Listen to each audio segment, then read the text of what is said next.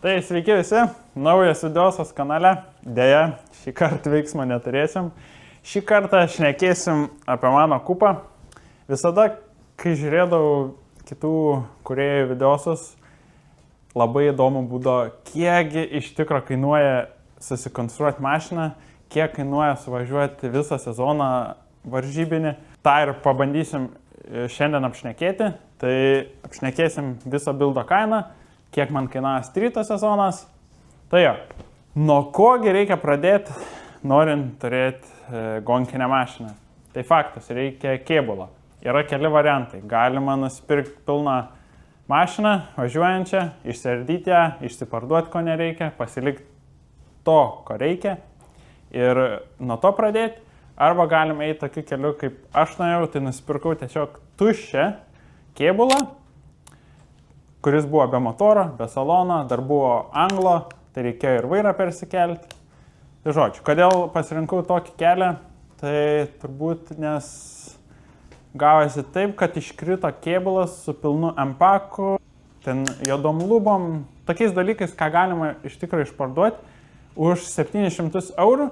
Tai žodžiu, nieko labai nelaukiam, nuvažiavom apžiūrėti jo, vietoj apžiūrėjom, kėbulas buvo visiškai nesupuvęs, viskas buvo gerai, tik tai vienintelis dalykas, kuris užkliuvo, tai buvo prieki stakano dalis išpjauta, nes ten kaip ir ruošė irgi į projektą daryti, tai norėjo turbą dėti, ten atsilaisvino vietos, salonė buvo išdraskyta tam tikrų vietų, ne pačiu gražiausiu būdu, tai tiesiog buvo papildoma ekstra darbo, bet šiaip overall kėbulas buvo žiauriai geras ir švarus ir gražus, tai nieko labai negalau, nupirkom. Tai žodžiu, kieme jis man stovėjo su pargabenimu 800 eurų. Paėmus, pardavus visą empaką, spoileriuką, juodas lubas, važiuoklės tam tikras dalis, kėbulas man gavosi 220 eurų. Kas, manau, yra visiškai pigu. Plius pasilikau gale originales LED lempas, tai jos 200 eurų, tai praktiškai kėbulas už 20. Tai jo, šitoj vietoj pasisekė, bet manau, ieškant gerą dylą, galima tikrai lygiai taip pat kiekvienam prasisukti. Tai jo, kėbulas tiek, tada pradėkim kalbėti apie išorę. Čia galima nueiti tikrai labai skirtingais variantais ir labai pigiai surinkti išorę arba labai brangiai. Tai mano atveju aš pasirinkau tokį džidėminį stilių, nes esu džidėmo mašinų labiau fanas. Tai žodžiu, priekinis bamperis slenkščiai man kainavo 600 eurų, tada turim pilną M3 body, tai priekinis sparnus ir galinis ketvirčius, tai priekis ir galas man kainavo 440 eurų, plus galinis M3 bamperis ir CLC spoileriukas dar kainavo 220 eurų. Visas dalis sudėjus, plus reikėjo jas faktas nusidažyti, tai dažausi visas detalės aš pats, kad tiesiog atsipiginti visus kaštus bildą. Tai man dažymas grubiai kažkur gavosi visų detalių 200 eurų. Tai rezime, išorį mašinas išleidau 1460 eurų. Tai žodžiu, išorį tiek. Apie ratus, manau, nešnekėsiu, nes ratai yra labai individualus dalykas ir galima tikrai nuo kokio 100 eurų kilti 1000 biudžetą. Bet mano atveju, pasakysiu, kiek kainavo viskas, bet prie bendros sumos nepridėsiu to. Tai žodžiu, dabar ratant mašinas yra ne mano yra visi sudaužyti po šio sezono. Tai žodžiu, nusipirkau priekį ratus, tai kainavo 100 eurų, galui turėjau 2 komplektus, tai 8 ratus, kurie kainavo dar 540 eurų. Čia buvo ganėtinai biudžetiški ratai, kurie tiesiog buvo gražesni, bet nebuvo labai kažkiek išskirtiniai. Tai kitam sezonui tikiuosi jau tokius tikrai gerus nupirkti, bet jo, apie ratus tiek, einam dabar žiūrėti, ką turim po variklio skyrium. Motoras. Aš įsidėjau MP4 B30 plytą. Tai pats motoras man kainavo 900 eurų. Tada motoro aptarnavimas, visokie kolikai, filtradėžės, map sensoriai, dar dasidėjo 800 eurų. Kas yra iš tikrųjų daug, nes praktiškai dar vienas motoras išeitų. Bet jo, norint jį pasiruošti, kad jis laikytų ir tarnautų, reikia painvestuoti. Dar papildomai pastačiau grandinės įtempėją. Dar ką matom po variklio skyrių, tai resporkė. Galima dėti, galima nedėti, čia jau kiekvienam. Tai 100 eurų.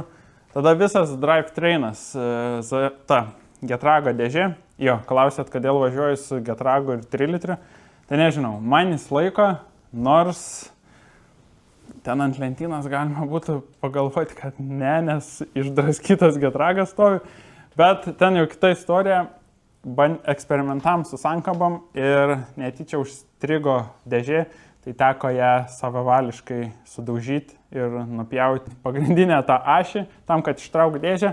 Tai žodžiu, turim papuošalą garažę ant lentynos, nors ten buvo visiškai sveikas Getragas. Su Getragas, kaip minėjau, aš bėdų neturiu, sezoną atvažiuoju, kažkas garsus skleidžia, išėmu, dedu kitą, tą vežiojas kaip zipinį. Getragas 5 eurų, tikrai galima nupirkti ir pigiau.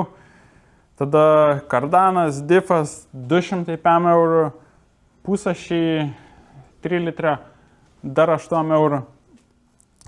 Tada visas dar radiatorius muštinis čia dasideda, tai dar 105 eurų. Ir visas drivetrainas su motoru ir aptarnavimu rezume gaunasi 2430 eurų. Jo, šitoje vietoje galima būtų dėti 2,5 plitoką ar 2,8 gautųsi kažkiek pigiau. Nors nelabai daug iš tikrųjų išeitų staupyti. Na, bet taip, jeigu labai biudžetiškai darant, tai reiktų rinktis tada silpnesnį motorą.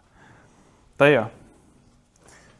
Čia daugiau turbūt nieko labai ir nepapasakosiu. Nors, prie šitos sumos dar reiktų pridėti turbūt dar didelę sumą, nes po 1 metų, kada surinkau mašiną, kaip ir viskas tvarkoj buvo, bet aš tvarkant motorą, prieš įdedant dar į mašiną, pagailėjau grandinėm ir palikau tas pačias. Tai žodžiu, man šiemet po 1 varžybų, jau varžybų metu pajaučiu, kad pulsuoja motoras ant laisvų. Kaip ir atvažiavam tas gonkės, ieškojom, kur problema. Iš pradžių išsiaiškinam, kad vanusai užstrigė, perinkom vanusus.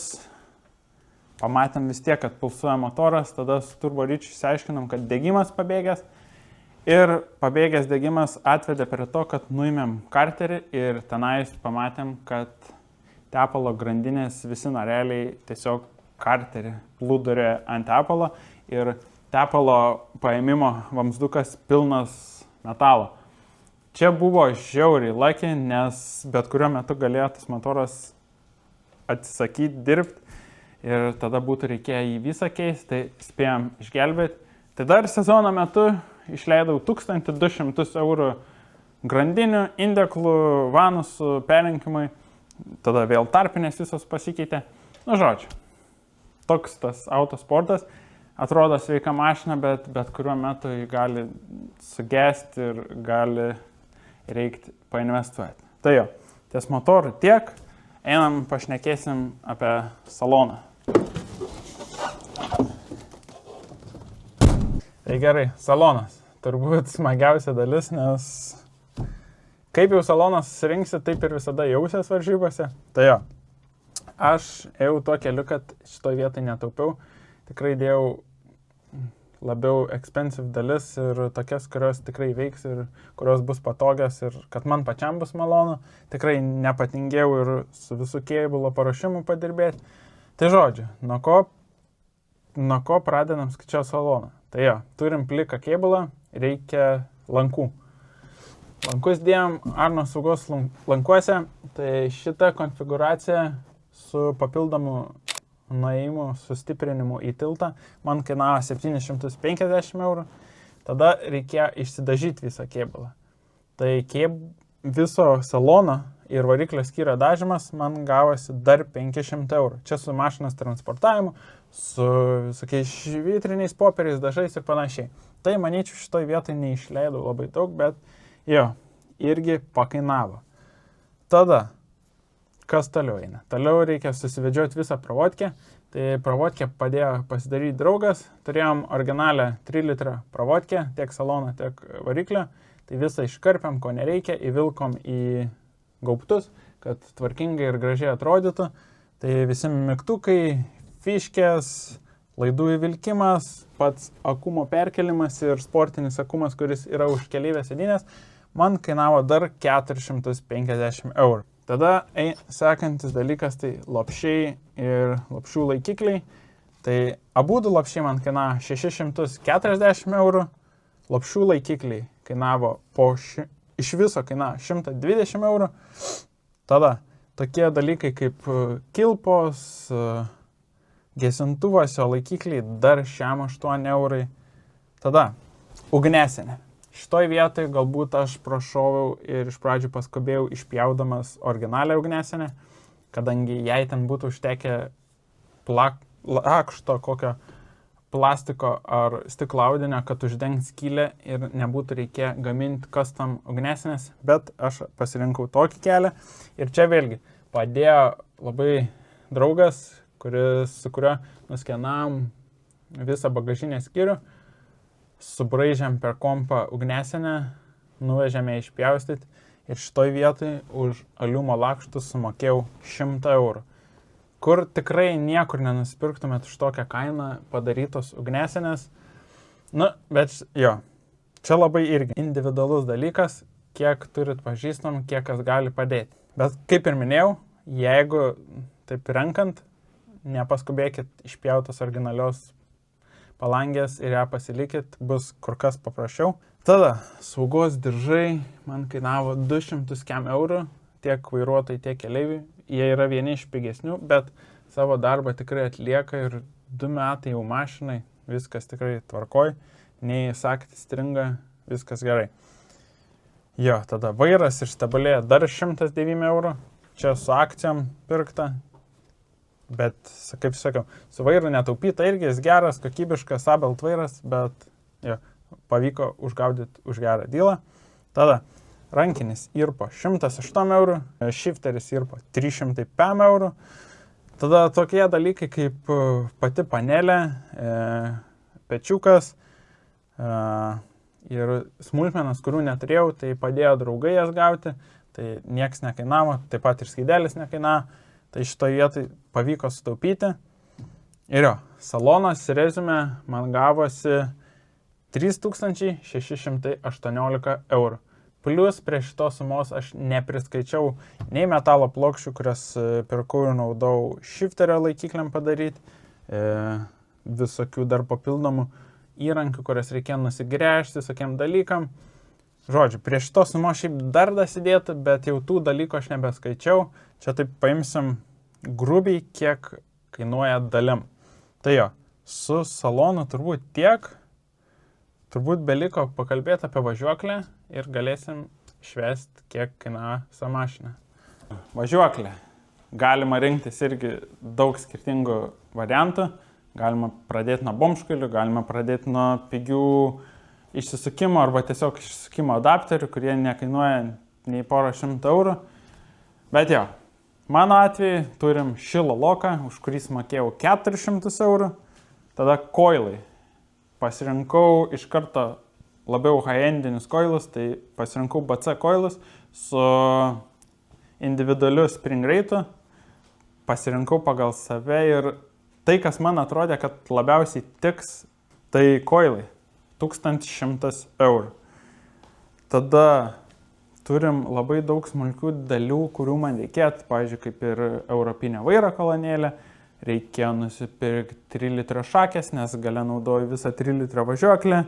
Tada tokie kaip tilto poliuretanas, tilto sutvirtinimai, pačio tilto polis, dėžės pagalvės, variklio polis, suvedimui reguliuoti šakės, stabdžių diskai, suportai, viskas pirkta nauja. Tai rezume, dar visai važiuokliai išleista 2476 eurai. Bendroj sumoj, sudėjus visas detalių kainas, turim 10 174 eurus. kas turbūt atrodo labai daug, bet ir tuo pačiu nedaug, bet reikia nepamiršti, kad prie šitos visos sumos reikia dar pridėti bent kelis tūkstančius, nes čia tiesiog yra suskaičiuotos detalių kainos, nepridėjau ir neskaičiau bildo metu, kiek aš išleidau visokiem važinėjimam, kiek išleidau visokiem varžteliam. Nes pirkdamas kėbulą nepagalvojau apie tai, kad neturėsiu nei jokių varžtų atsargoj, nei jokių detalių salone, kurių man reiks. Ar po tuo pačiu variklio skyriu neturėjau nei stabdžių vamsdukų, nei kūro vamsdukų, nei kūro bako, nieko. Tai šitie dalykai labai daug susidėjo, visi kniedžių keliojimai ir panašiai. Tai rezime, kai pirmą kartą paleidau kupą, buvau suskaičiavęs, kad jis man kainavo kažkur 12-13 tūkstančių eurų, bet tada dar nebuvo tam tikrų modifikacijų. Tai kaip dabar jis stovi, tai jis yra 15 tūkstančių plus jau, ar 15 ir kokius 17 tūkstančių ribos. Tai jo, už ką čia tiek mokėti? Nežinau, iš išorės aš asmeniškai nepasakyčiau, kad gaunasi tokia didelė suma, bet kai žinau, kiek viskas kainuoja ir kaip praėjo šitą kelią, tai pilnai suprantu, kaip susideda ta visa suma. Didelė, kaip ir minėjau, dalis susideda iš labai mažų smulkmenų, apie kurias net sunku iš pradžių pagalvoti prieš darant visą projektą. Tai jo, apie mašiną tiek, gavosi tikrai nemaža suma ir palieku čia spręsti jum, ar apsimoka strytui rinkti mašiną už tiek pinigų ar ne. Galima tikrai atpiginti visą reikalą ir važiuoti tikrai su pigesnėm ir paprastesnėm mašinom, bet čia jau kiekvieno reikalas, ko kiekvienas nori. Žodžiu, aš norėjau, kad mašina tikrai atrodytų gražiai, kad važiuojant trasui tikrai atkreiptų dėmesį. Norėjau, kad ir šiaip stovint prie mašinos atrodyčiau prie jos gerai. Tai jo, galim pašnekėti, kiekgi kainuoja stryto sezonas. Tai šiemet suvažiavau pirmą savo stryto sezoną ir rezime galiu pasakyti, kad jis kažkur kainavo 7-8 tūkstančius. Vienas varžybos, jeigu viskas tvarkoj, jeigu nieks nesulūžta, su visų transportavimu, su padangam, su startiniais, gaunasi kažkur 700-800 eurų.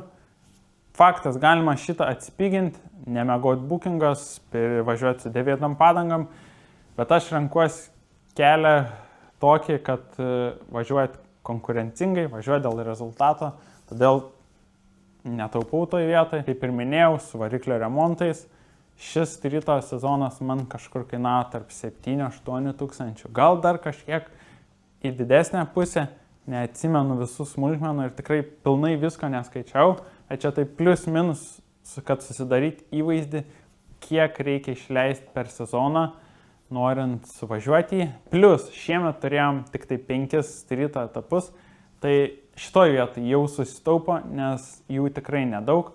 Kitais metais, bent jau pagal tai, ką dabar paskelbė, turėsim 6 etapus, tai vėl kaštai kyla. Dar ko nepaminėjau, tai norint lėkti stryte, jums reiks dar nusipirkti pirštinės su homologacija, pošalmį su homo ir šalmą.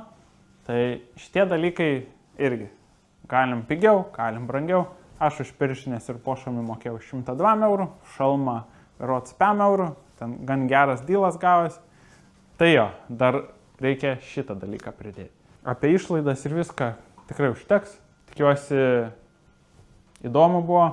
Nes bent jau man visada įdomu, kiek viskas kainuoja ir norėjau tuo pasidalinti su jumis, kiek man kainavo surinkti kupą, kiek kainavo suvažiuoti strytą. Tam turbūt kartai tiek. Paspauskit laiką ir iki kitų kartų.